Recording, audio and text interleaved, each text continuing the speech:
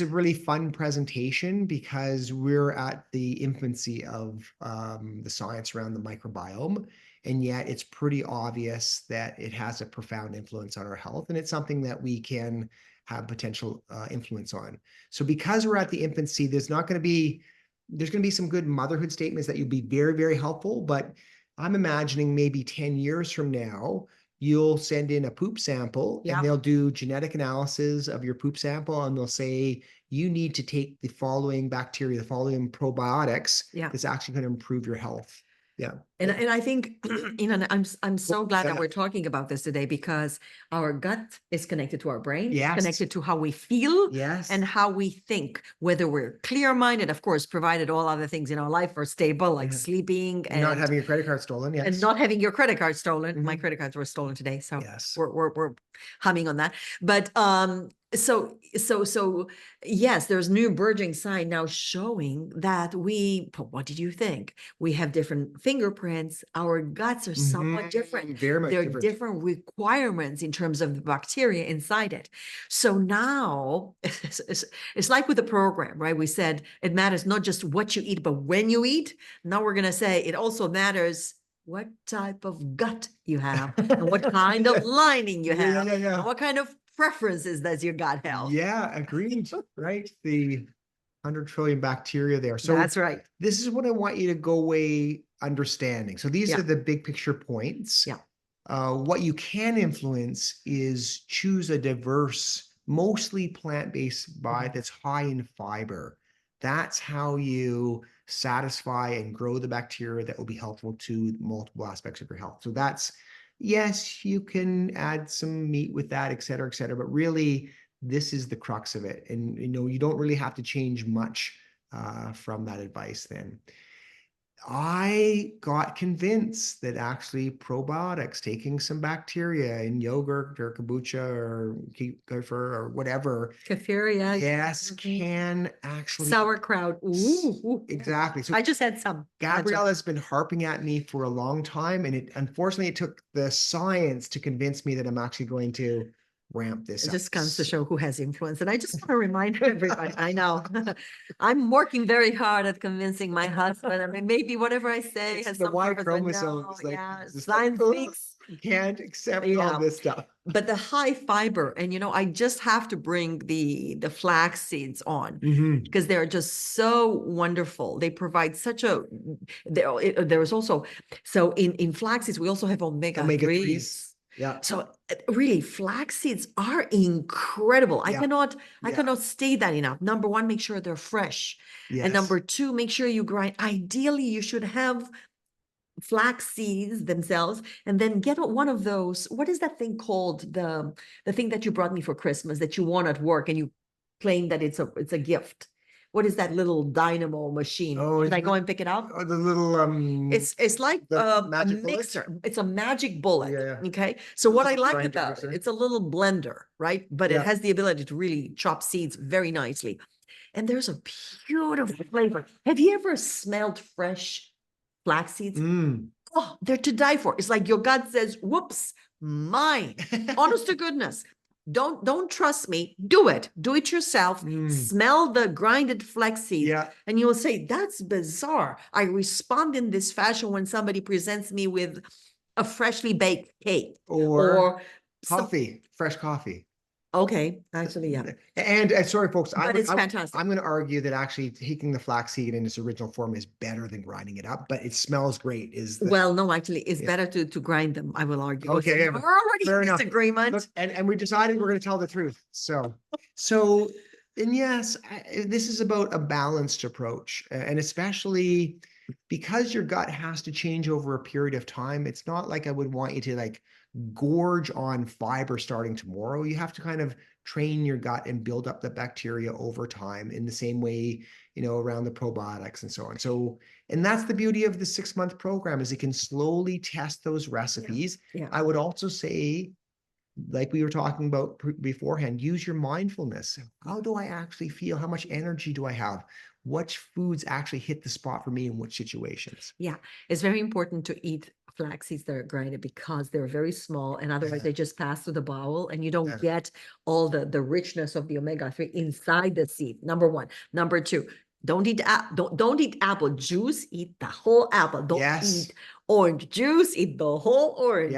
Celery juice is good too, but it's best to have the whole celery. So that's, again, because they all have fiber. Right. So back to what we were saying in the program. The fiber, so important to fiber's there. Okay. Yeah. Let me go. Here we go.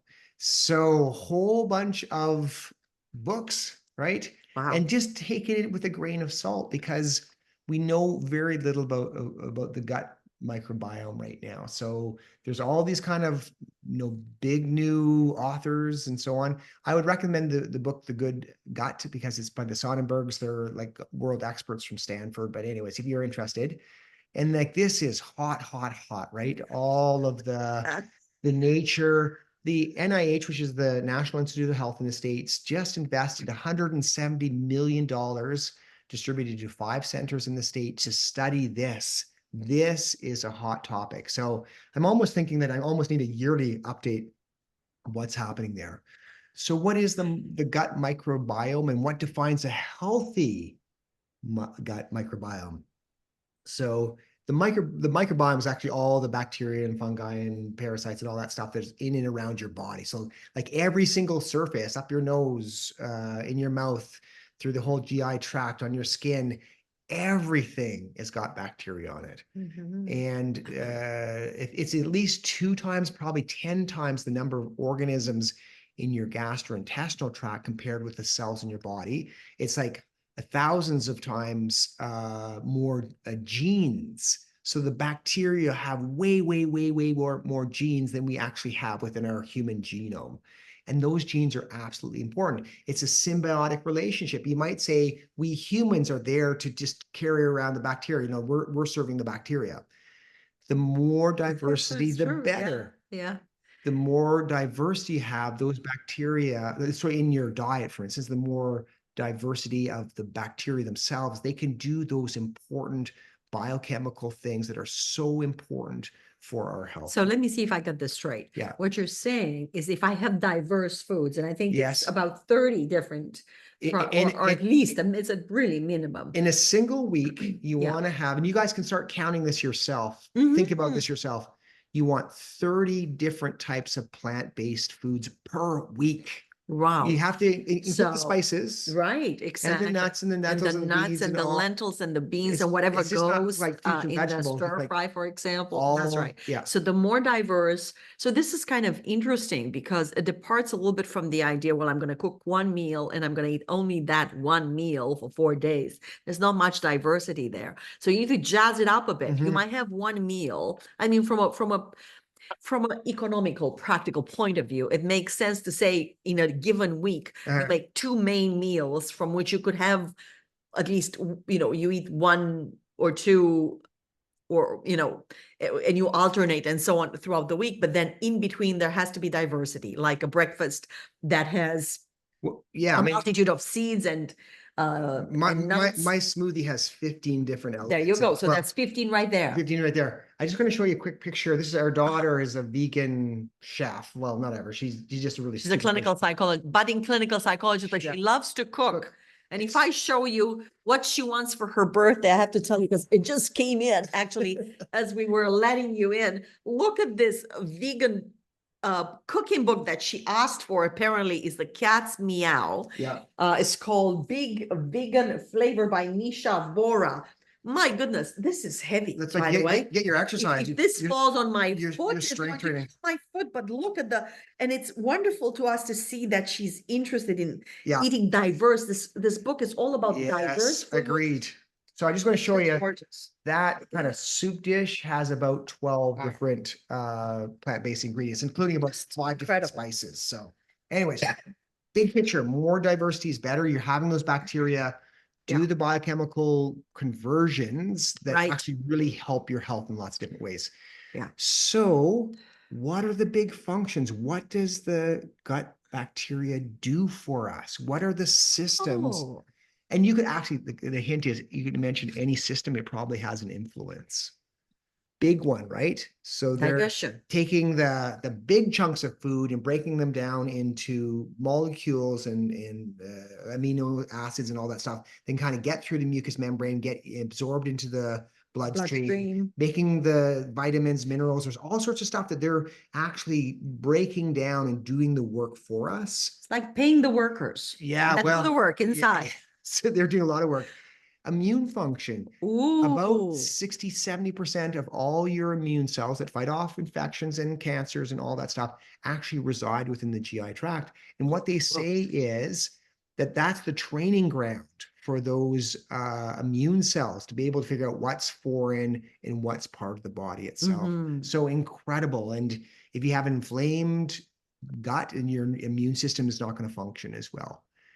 You were talking about this right at the start, is the neurotransmitter. So it's the chemicals in our brains and in our nerve system that we need that actually allow us improved mood or not, allow us to think clearly or not. So for instance, you're producing GABA, which is actually inhibitory within your brain. And that's actually a good thing because it kind of relaxes you. But there's also dopamine and serotonin. The happy hormones, dopamine, serotonin, endorphin, oxytocin. Well, those are the 4 happy hormones. Happy hormones, and serotonin is the big one. Now, yes, not all the serotonin in your gut is getting to your brain. Yes, you're still producing it within your brain itself, but it has an influence. Think depression, anxiety, it does. All ADHD, all that stuff.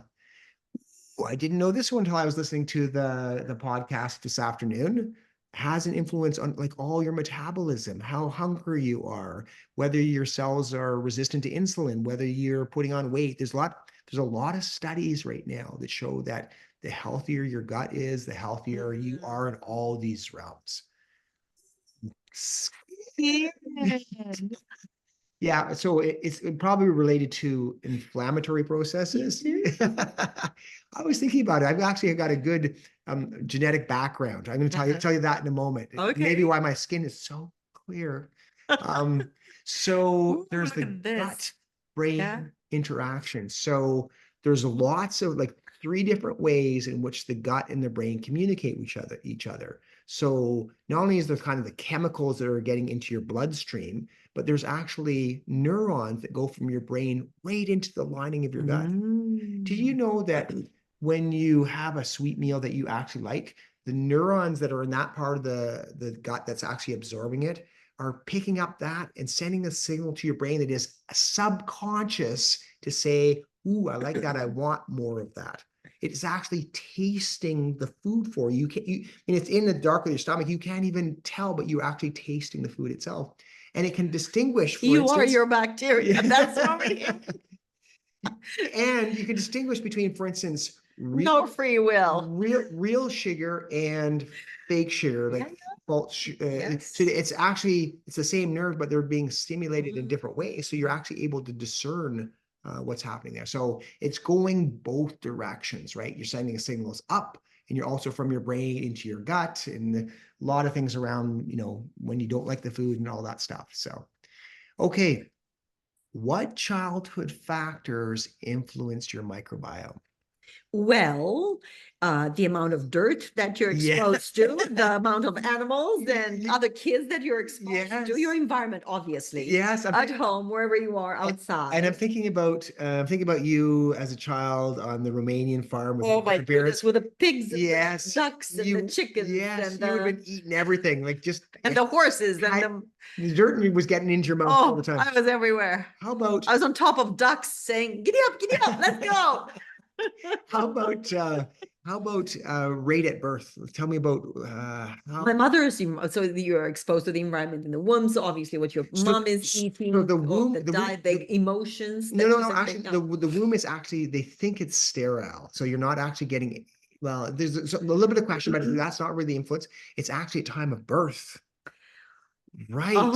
So C-section versus vaginal birth. Vaginal. Exactly. When you go through the vagina, you're exposed to all that stuff on your skin, bacteria, and you're all coming in. Whoopsie. Agreed. So your mom's microbiome. Vaginal birth for my mom, C-section for me. Oh, right. For your daughter, right? Yeah. So I was born vaginally. So, me too. So that was diversity. breastfed versus not. Breastfed. Right. So that again gives you some bacteria there. Oops. Down, down, down. Pets in the house. Oh, You share the bacteria with your pet. That you give them bacteria, they give you bacteria. The kind of guts overlap. Join us. I just love Joy. Yeah. His whiskers, I kiss them all the time. Playing in the dirt. Playing in the dirt. Exposure to multiple caregivers. Right. So you can all think about those first 3 years, kind of set this up. And if generation after generation has a bad microbiome, you keep passing it down to ouch the next ones. Oh, that's us. How can you influence your microbiome as an adult? I'll give you a little hint. By what you eat. Yes. CancerPEP is the answer. By what you eat. Whether you exercise or not, whether you keep your mind on check in terms of the thoughts that you produce, because they have some influence in terms of the process. That's kind of stress. Yeah, stress. Yes. What you eat. Or sleep. When you sleep. When you eat, what you eat. Yes. You're making me nervous. I'm sorry, I put Gabrielle on the spot here. She's done zero studying for this. It's like, seriously? Right. I'm supposed to look pretty today. Yeah. Just look pretty. You do look pretty as well. No. Yeah. So check is in the mail. If you fast for too long, you lose some of those bacteria. So that's not a good thing. I think time restricted eating is a good idea, but just don't, it's like a 2-day fast is probably not as good for you. Exercise. Imagine that your exercise, the anti-inflammatory processes actually help your bacteria. Stress levels for sure. Sleep habits. Your bacteria. We were talking to a guy from Pakistan who works like at midnight and 1 o'clock. Yeah. And so on. Being off schedule like that and eating in the middle of the night actually has a negative effect on the bacteria in your gut. I mean, heck, they can't see if it's light or dark, but your whole system is circadian in rhythm. So yeah. Okay, why is meat bad generally? Now, this is interesting. So I'm not saying meat is bad, but I want you to limit it. If you eat a couple eggs, you're going to get a flare in what they call TMAO, which is a factor that is associated with inflammation. The point is, though, if you eat the meat, you have to have the bacteria in your gut that could actually help to metabolize that to produce this inflammatory factor that produces these negative outcomes. If you don't have the bacteria, as in you're a good vegan, 98% of the time, you're just not going to be able to produce the negative stuff. And that's why a consistent healthy diet protects you. And here's the proof. Woohoo! Excuse me. I'm sorry. We're at the tail end of a Thank you. Right. So TMAO production, if you eat everything, then it's going to spike a few hours later after your big meal of steak. If you're a vegan, it just doesn't get the spike because you don't have the bacteria to convert the red meat into the negative stuff. Yeah.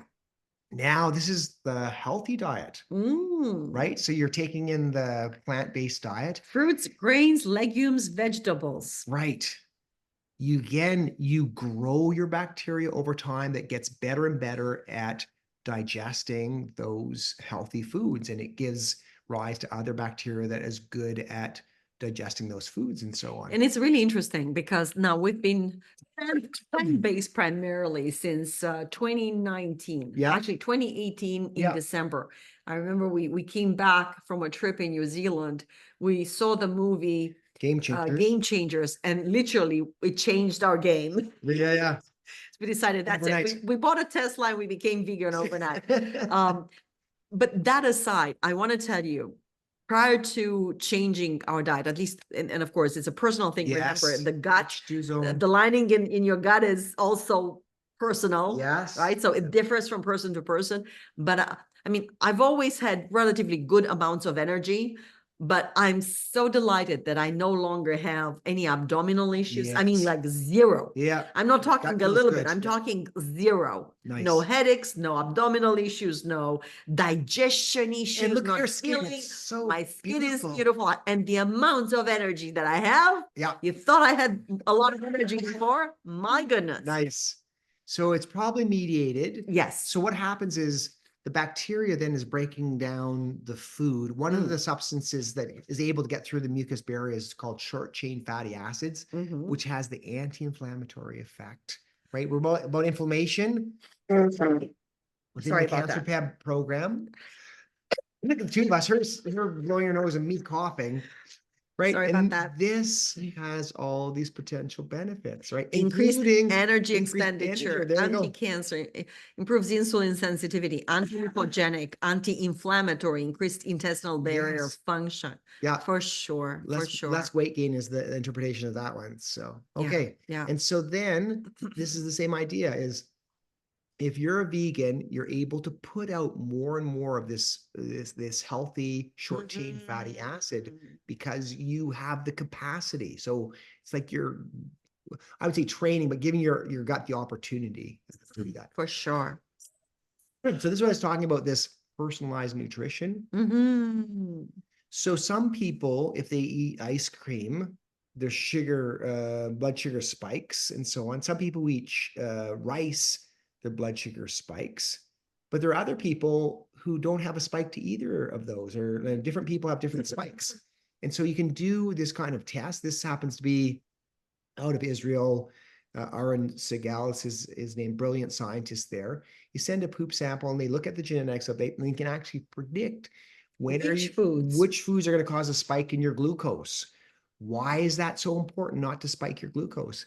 Because when the glucose goes up, the body responds by trying to get the glucose into the cells and puts out all those molecules like insulin-like growth factor that prime cancer cell growth. That's important. And I know that you said that really fast. So again, let's slow down a bit. So we're talking about intake of foods and our body is responding differently, right? Because we're different people. And so now new science shows that when that spike occurs in your glucose level, so these days you can buy a patch, put it on your arm, put it on your back, anywhere on your body. Continuous. And you have an app that measures what happens when I eat this. Oh, look at this spike. Yeah. And some of you will see it, some of you will not see it. Yeah. That is why it's so common these days. And there's new science emerging that you should actually take a sample of your poop, send it for analysis to find out to which foods are you likely to spike. Yes. So what are the negative effects of the spikes? That spike is really important. Repeat that again if you may. Well, you don't want high blood sugars for a couple of things. As soon as the blood sugar goes too high, you can't think clearly. Well, and then you also have a crash. Oftentimes the sugar then crashes too low and you get too hungry and you kind of overeat again. And so you can't think. But it's the process of going from high blood sugar to low blood sugar. The body's having to adapt and putting out all these extra hormones in the body that prime the cells to turn over. It's not good for you to be dealing with high sugar levels. Yeah. So what does that do in terms of, say, cancer? Well, I mean, those molecules that prime the cells to turn over is also turning over the cancer cells. And whenever the cancer cells turn over, they can have damage they can grow more, et cetera, et cetera. So anyways, there's lots of opportunities there. Gabrielle was talking about a continuous glucose monitor. It's a little monitor you're sticking underneath your skin. It gives you a glucose reading continuously, and then you can see which foods cause that for itself. There's the Zoe, it's international community based out of the UK, in which they give you advice around your diet, but you send in samples and so on. And so you're part of like a huge 50,000 person research community, essentially, which is really kind of cool. Okay. Prebiotics versus probiotics. Prebiotics, essentially, I think about it like fiber or other materials, food substances that the bacteria can kind of grow on. And so think about fibers like the carbohydrates. So it's more basic, but it's long chains that we can't digest. We eat that, it goes far enough along, gets into the colon, and then the colon can actually break it down. And so you're kind of feeding the team on that side. So that's the big prebiotic stuff. Where probiotics actually has the bacteria in it. And that by itself also creates a microenvironment for other good bacteria. So it's not just the bacteria itself. So here's beautiful examples.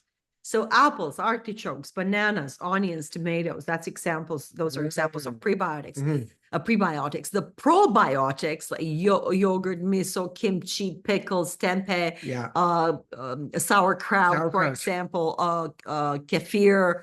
Those are all probiotics. So they have bacteria in them. Yeah.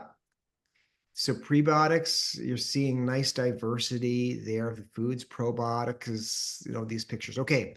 I think I've got like one more study and then we're essentially finished. So the issue is if you have the crummy stuff that's kind of fine, a piece of cake, for fine example, sugar, that sugar gets into your bloodstream too quickly, right? And the small bowel, small intestine, has only very few genes. Very few genes to degrade the dietary carbohydrates. Whereas less than 20, that's nothing. Yeah, compared with your greater than 10,000 genes that work on there you go. So this is the Sonnenbergs from Stanford. And so we either can make, we get a high fiber and ultimately your bacteria able to put into the short chain fatty acids. So have a look. You have the broccoli and what happens? High fiber diet. You're not absorbing the sugar in the small bowel. It helps instead decompose the various micronutrients inside the broccoli and send that back into the bloodstream. Love it. That help prevent inflammation and other problems, right? Nice.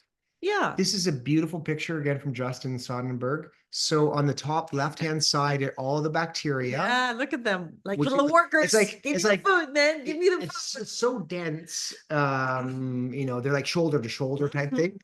And then the green is actually the mucous membrane between the bacteria, which is like, think of it as the poop kind of in the middle, because the poop is like 60% bacteria. And then ultimately it's on the bottom right-hand corner is the cells.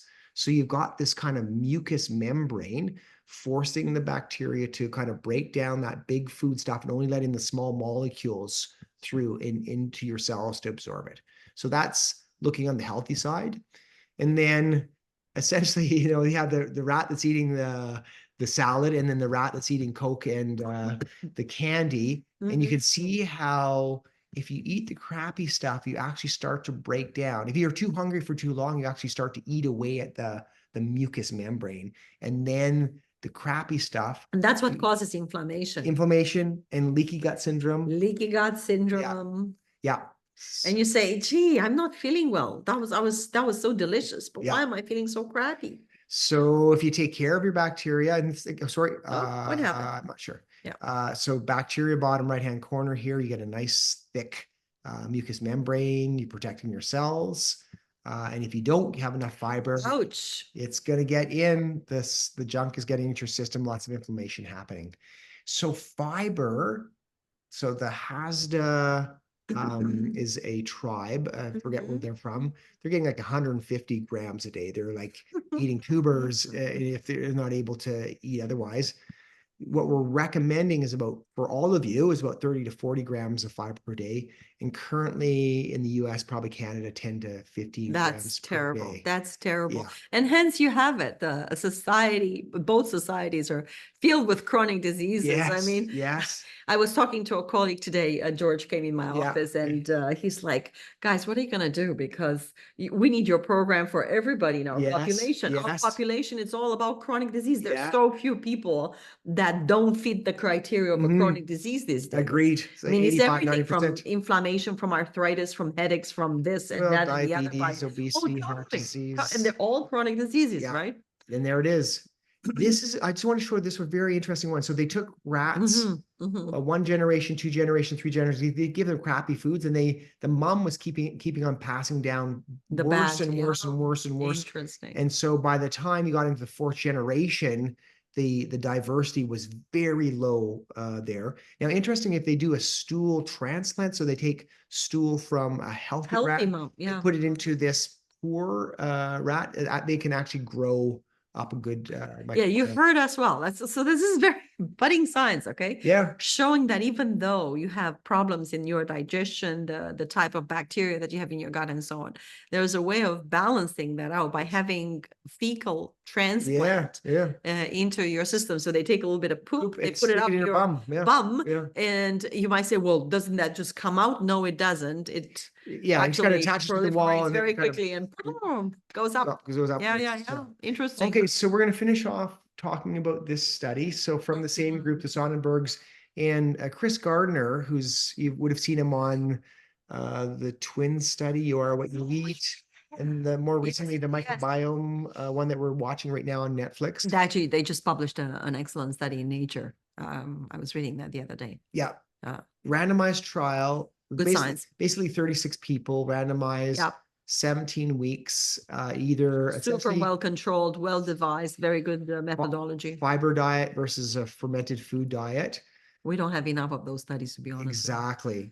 And so the high fiber, supposedly what they're showing is it increases the ability to metabolize the fiber and make more small chain fatty acids.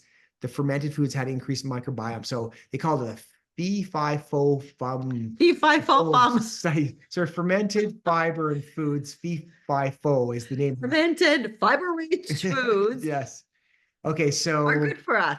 So fermented fiber-rich foods. 18 in the take that in. Fiber group, 18 in the fermented group. Take that in. They're measuring them prior to starting, and they're slowly ramping up each of their diets. They're in maintenance phase, and then they allow the people to do whatever they want afterwards. And then they're looking at inflammatory profiles and also taking the poop samples to see if there's some diversity there itself.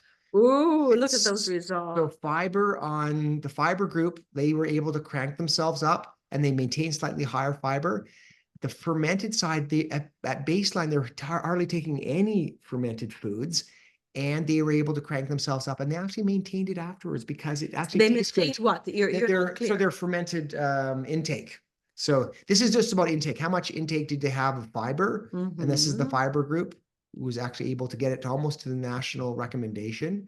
And the fermented group started out taking nothing prior to the study. They were able to ramp themselves up to about 5-6 servings per day of fermented foods. And then the good part was they maintained it after the study was over. And so the point is that you can find fermented foods that taste good and that you'll want to integrate into your diet in the long term. Yeah, and it will serve you well. Microbiome actually improved in the fermented food group. And this is the types of foods that they took in. I'm just wondering if we have this. Yeah, I wanted to show this. So even though they increased their fermented food intake, they increased the bacteria was there, when they actually looked at the poop itself, almost all the increase in the types of bacteria were not from the fermented food themselves. It was because the fermented foods created the environment so that other good bacteria could actually start growing. So you're like growing a forest, not just a few trees. Yeah. And that's why I think it's important to know that both fermented food and fiber are important. Yes. So it's not one or the other, it's both. Yeah. And also what the study shows is that even if you come with, a gut that has been put through hell and back, you can actually, with a good diet that you start immediately, you can reverse processes. And you combine that with time restrictive eating. You combine that with the diversity that we're talking in the program. Yes, diversity. And that's really a recipe for success as far as the gut-brain circuit and just inflammation overall, keeping that under control, decreasing the possibility of cancer occurrence and so on. So I'm not going to go through this, just to say that they also measured all these immune functions. The fiber group really didn't change, but the fermented group actually had less inflammation in their body. So in summary, look at those beautiful fruits and vegetables. High fiber group. So they definitely improved their profile. They didn't really have a change in the microbiota overall. And there was no real change in immune function. That's just whereas fabulous. The fermented group, they were actually able to maintain that and they increased their microbiotic diversity. And when they did the blood test, there was less inflammation in the blood. So back to hats off to Gabriella. Probably I need to take in a bit more fermented foods in addition to my diverse diet, in addition to having the fiber there. You don't want to put in too much fiber all at once is the last.